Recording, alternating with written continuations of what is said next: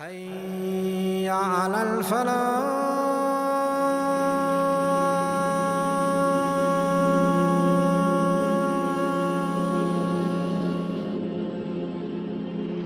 Al-Andalus, Spain, in fact, is the largest country in the entirety of Europe.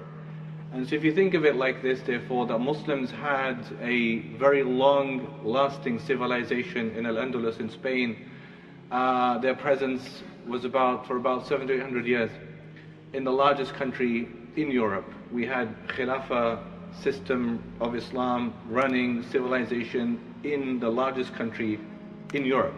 Why did the Muslims have an interest to go to Europe, to Spain, to Al-Andalus? In the year 711, a man called Musa ibn Nusayr, who was the governor of Africa, took a young man called Tariq ibn Ziyad, who was around 19, 20 years old, and he made him the general of his army and also appointed him as governor of Tangiers. This was part of the Umayyad Khilafah decision making to go to Al-Andalus. One thing that Muslim historians write about is a popularized story. In this story, you have a person called Julian. Julian is the Count of Quetta. Quetta is the northeast, the furthest northeast of Maghreb, Morocco is Quetta, furthest northwest is the Tangiers. What happened, the story goes, that the Count of Quetta, Julian, had a problem with the king of Spain, of Al-Andalus, called Roderick. And the alleged story goes that the Count Julian of Quetta had a daughter, and the daughter was sent to Spain to study in one of the schools of King Roderick. And when she was there, she was mistreated in a bad way. And so out of his sense of vengeance or revenge, he wanted to exact against King Roderick of Spain. He allied with the Muslims, or he assisted the Muslims in arriving into Al-Andalus. This is a very popular story. She herself is popularized as Safa Rumiya. She figures prominently in that early episode of the arrival of the Muslims. And so in the year 711, Tariq bin Ziyad takes an army.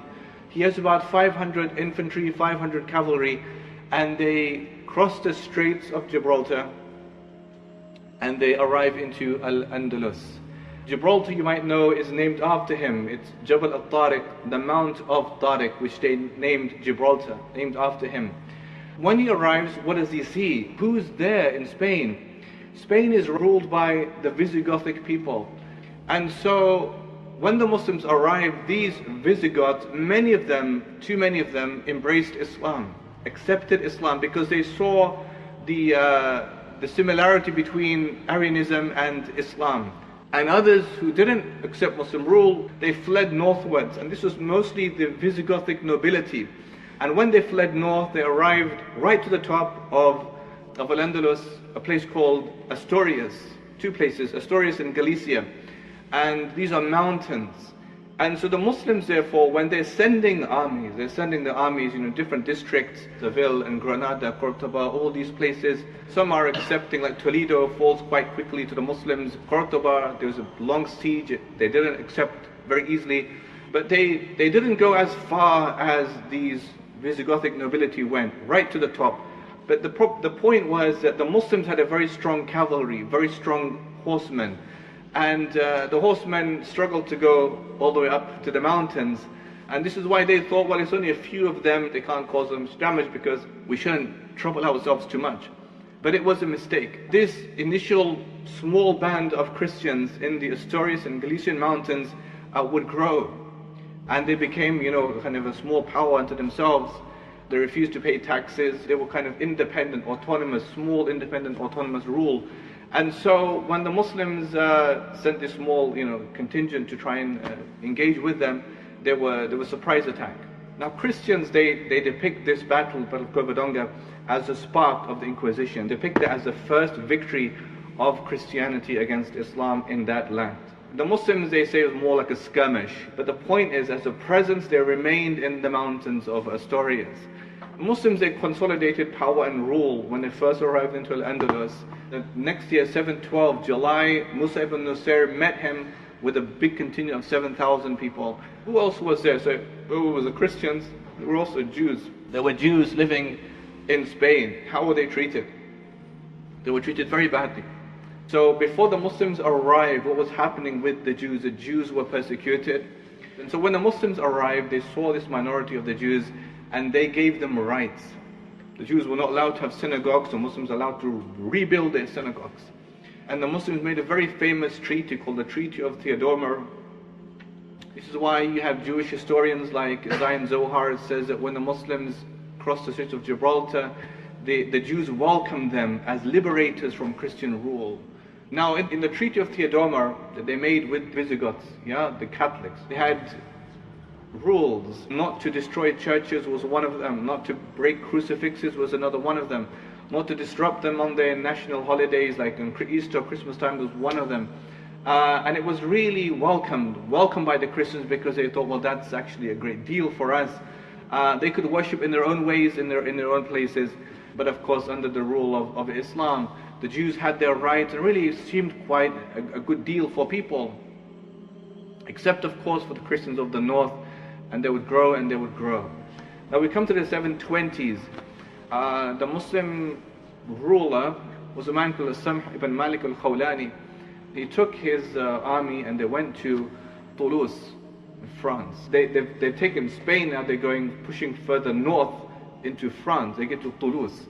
And in Toulouse they meet an army fighting under Duke Odo of Aquitaine. And they have a victory. They defeated the army of Duke Odo of Aquitaine. Samh ibn Malik al-Khawlani is celebrated as this great fighter, general. But Duke Odo of Aquitaine was present in the battle, but then he vanished, he just went away under secrecy. And they thought he had left, he had not left, he had gone to receive help from a man called Charles Martel. And Charles Martel was like they call him the Prince of the Franks. But he wasn't interested. So Odo of Aquitaine is telling him that the Muslims are just coming because they've taken the whole of Spain and they're coming north, they're going to take France also. He wasn't interested because he thought they're not that powerful. They can't do that. Because remember that France was the Christian base. The Pope lived in France. The church was very strong in France. And so, not interested. And so Duke Odo then returns.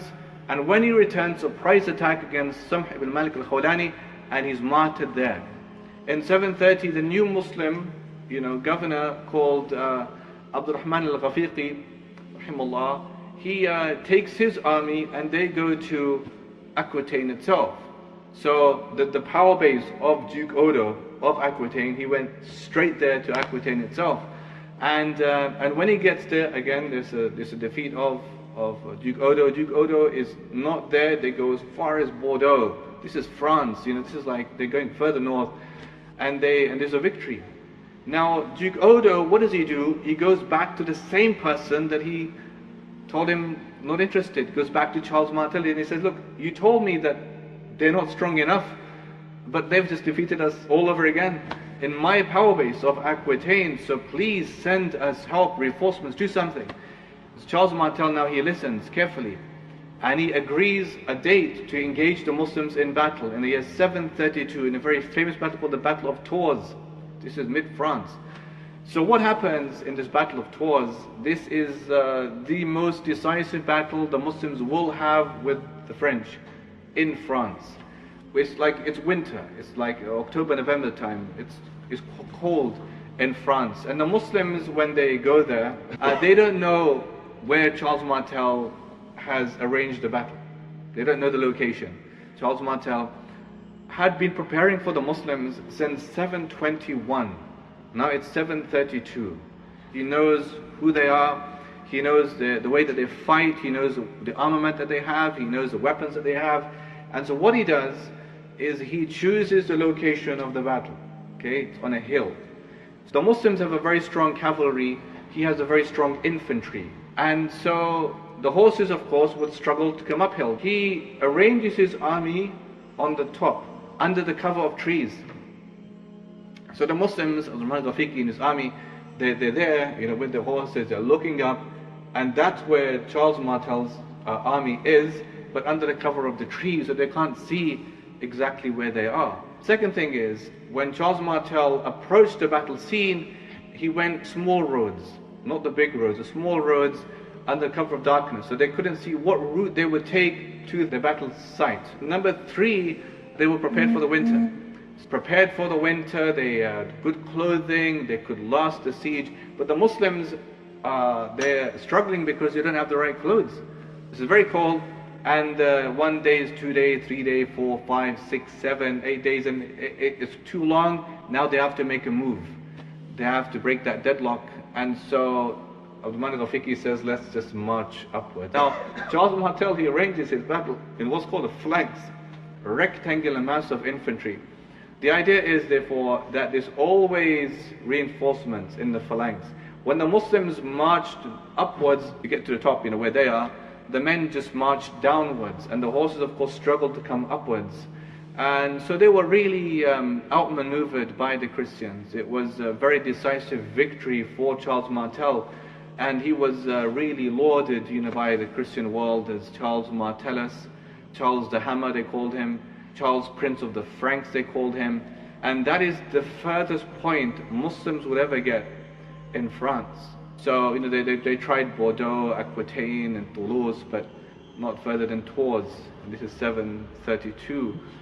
In the 700s, they're just working on consolidating their rule. They're building their army strong. So as soon as they capture a place, they appoint a governor. And then within 6, 7 months, 8 months, they appoint a new governor, and a new governor. And it's too many governors. So they can't therefore stabilize their rule because it's just a sequence of quick successions of governors. But they're doing good things. And so the first capital for the Muslims, Al-Andalus, was Seville. Not for long until it moved to Cordoba. And remember that Muslims, when they went there, they'd never seen something so beautiful. But when they saw Spain, they said, wow, what on earth is that? And they fell in love with it.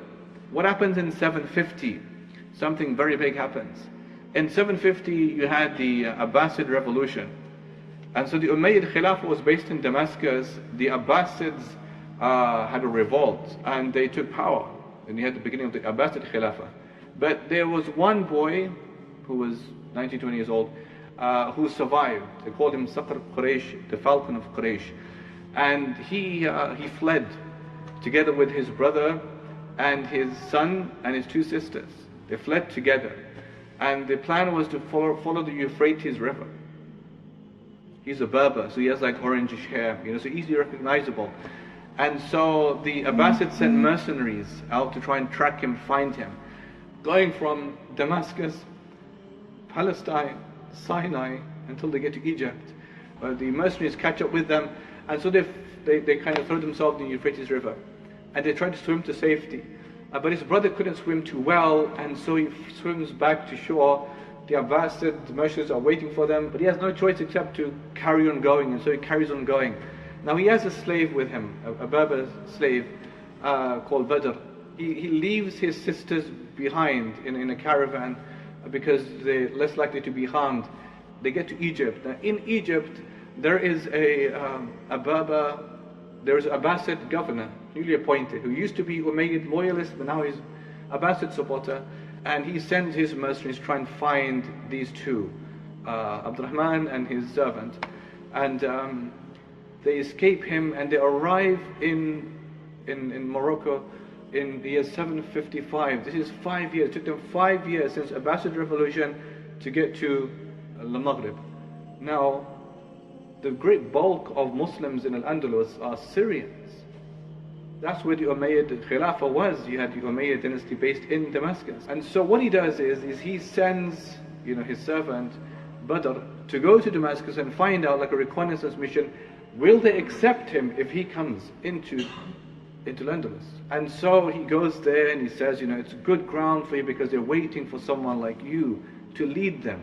And so when he goes there, crosses, they welcome him and they appoint him, and he becomes the Umayyad ruler.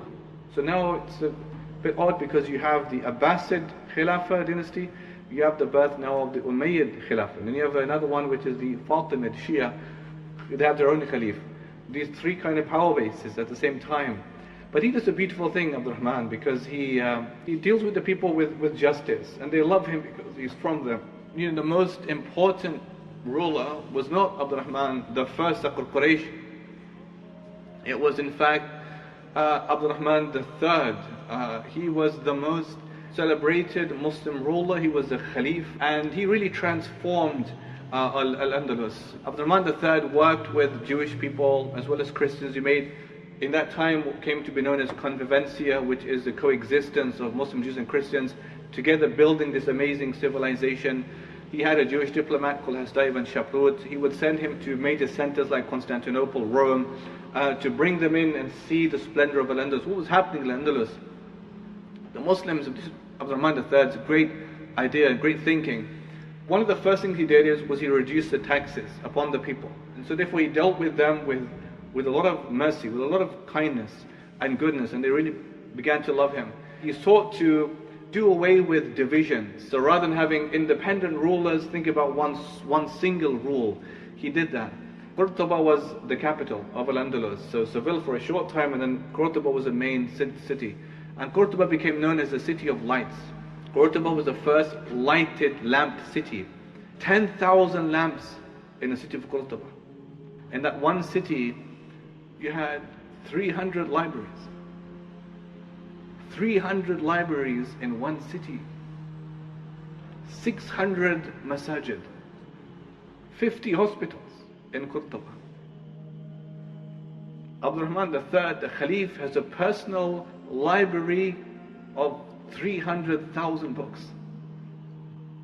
Putting the emphasis on learning, he sets up makatib for blind students, makatib for disabled students. You know what was the madhab that was in Spain? It was the Maliki madhab. Yahya ibn Yahya al-Laythi was the Maliki Imam of Al-Andalus. He studied the Muwatta at the feet of Imam Malik himself. They made beautiful homes and houses, irrigations. From Seville you had Abu al-Khair. Abu al-Khair authored his Kitab al-Falaha, the book of farming. Ibn al-Awwam al-Ishbili, he wrote a book describing more than 568 types of plants. These people were geniuses. I mean, they were scholars in their own fields. You know, in Seville, Allah Akbar, you had women, Valada, and she worked on manuscript illumination. She was a poetess. You had so many others like her. You know, you had great people working in those lands. Qurtuba, for example, you had science. Al-Zahrawi, the master of surgery, of science. You had Ibn Sina, again, philosophy, science, the work on ethics, for example. Ibn Rushd, Ibn Zawar. These were from Al-Andalus. Imam Al-Qurtubi, the Imam of Qurtuba. Great scholars are emerging, scientists, luminaries. And so all these great personalities, Muslims are emerging. You know, at the same time in Baghdad, what's happening is you have the Dar al-Hikmah. Dar al-Hikmah is another place that's a land of wisdom, that's a place of learning. So you had Al-Khawarizmi, algorithms are named after him. Also from him is algebra, because of his book, Kitab al-Jabr. So what's happening therefore is that when the Muslims are creating all these amazing things in the Western world, they don't have anything. No focus on sciences, or not as much as what the Muslims have. And so you have Westerners who are now traveling all the way to Al-Andalus, and they're learning from the Muslims. Famous names like Petrus Alfonsi. And then he traveled northwards, he went to England, he became the surgeon, I think, for King Henry, and he introduced to the Western world what the Muslims are learning of science, of mathematics. Michael Scott was the one, I think, who translated the astronomical tables of Al-Khawarizmi. So the Muslims, therefore, for this period, are really focused on learning and building a civilization. Abdurrahman III builds a new city called Madinatul Zahra. And he builds this city from scratch in 1 year, an entire new city. And this whole city was therefore to show the Western world, they would bring in these diplomats and dignitaries to see the splendor of Al-Andalus, a new city just for the purpose of pomp. It's quite sad, actually, to be honest with you. It's quite a sad thing, because although a lot of achievements being made and a lot of things are happening, and historians reflect back on it, and they say, well, where were things going wrong? Well, at one point, you run the risk of turning the elegance into excess, elegance into extravagance. Who's heard of Masjid Qurtuba? At that time it was the most grand mosque in the world, Masjid Qurtuba. Right now it's a chapel. And so, after this great period of strength, this great period of wonder and science and maths and astronomy and learning and reading and literature, all of this, soon enough the Muslims, they descended into division. And so all these major city centers, Seville, Cordoba, Granada, had autonomous rule. Now, who's really most happy with this? Of course, it's the Christians of Galicia and Asturias. It's the one who were just a few in the beginning, the Visigothic nobility. Now they've grown, hundreds of years have passed, they've grown in power and strength. And so now they're coming down, and they're fighting against these centers, rule, and they're fighting some against the others. The Muslim rulers are so concerned that they stay in power, and every year they're paying an annual tribute, to stay protected and safe. That's like the beginning of the downfall, division. That's the beginning of the downfall for the Muslims. There were efforts, alhamdulillah, by people like Yusuf ibn Tashfin from the Maghrib. This is like in the 12th century, beginning 12th century. They would invite him from the Maghrib to Al-Andalus to fight the Christians with their help. And then on 3 occasions they would say to him, go back home now, we don't want you here with us. On the 3rd time, however, he stayed there, and he defeated these Muluk al-Tawa'if, and he brought back a semblance of the previous unity that existed. And that lasted for a while, until the Muslims had one very crushing defeat in the year 1212 in the Battle of Las Navas to Tolosa, and they never recovered really from that defeat. That gave the Christians the biggest stronghold against the Muslims.